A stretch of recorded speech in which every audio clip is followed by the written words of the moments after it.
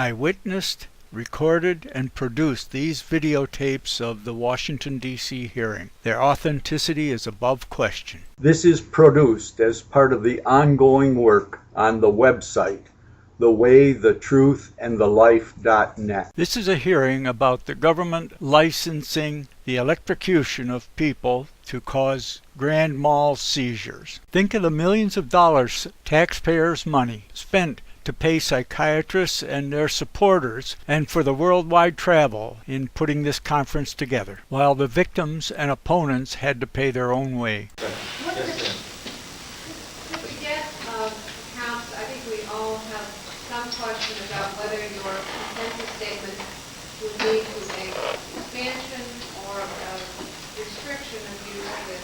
I don't know whether, again, if you think there's some data on that, we understand that. I don't know whether anyone else there has an opinion about whether it's underutilized or overutilized.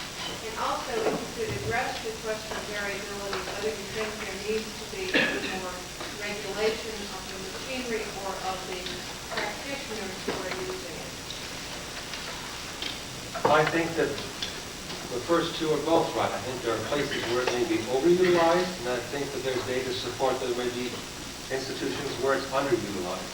Consequently, it's very difficult to get an average to know if our recommendations are followed, whether it would be a net increase or decrease.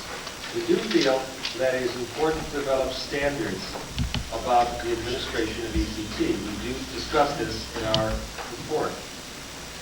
What we would like to suggest is along the lines of what Professor Rothman presented during the consensus conference, namely that he clarified, I think, in a very reasonable way, the fact that ECT has not been subjected to or not enjoyed the kind of review by peer review committees existing in medical centers or hospitals that other medical surgical procedures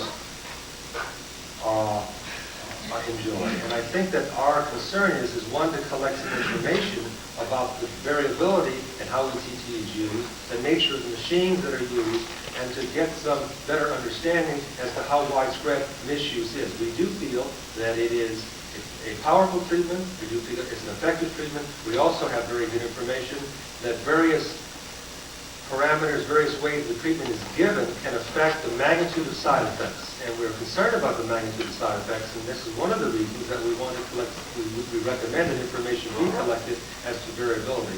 And I think that this would be a very important start. When you say collect information, does that suggest that new studies on animals? I noticed there's an absence of suggestions for animal studies. We've got 45 years of research or experimentation. What I was specifically saying, what I've alluded to just a moment ago in response to her question, was that our recommendation is that we collect information on how ECT is administered in the country, systematic information, as was collected in Great Britain by their study in 1980. We do believe that experiments should be done in animals.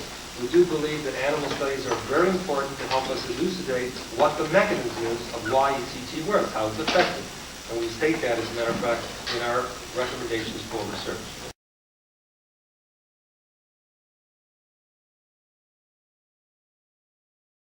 One electroshock treatment can equal the energy of 3 pistol shots to the head.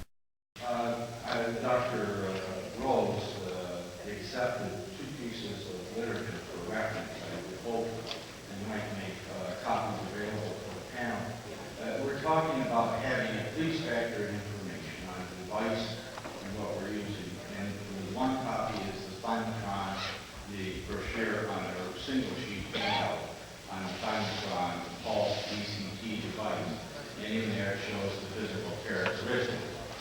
I also included a current Winchester ammunition catalog because it shows the energy with which the bullets have. But running this machine at its maximum brings 201 joules of energy. That is 148 foot-pounds. If you're interested in actually understanding, like the truth in lending, what they're talking about, 1 joule is 0.07376 foot-pounds. But what this means is this device, when operated at its maximum capacity, will lift a 1 pound weight 148.7 feet. The energy contained in that is equivalent to 3 25 caliber pistol slugs. Now that is just pure factual data. To give that lifting of 1 pound energy equivalence in informed consent, how could you not do that?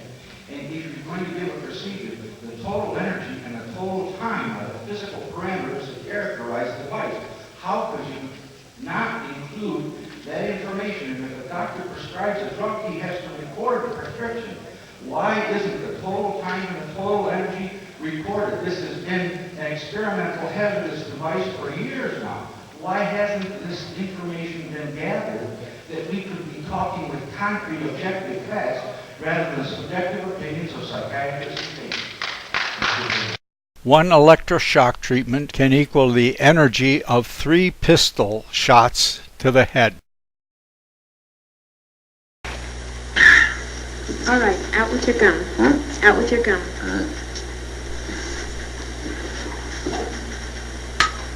Okay, this won't hurt. It'll be over in just a moment. Uh-huh. What's that? Conductant. Oh, dab will do you. Right, Mr. Jackson. Open your mouth. What's that? This will keep you from biting your tongue. Well, Now just bite down on it. That's right. Just bite down. Now bite down on it. good. Are you ready? Here we go.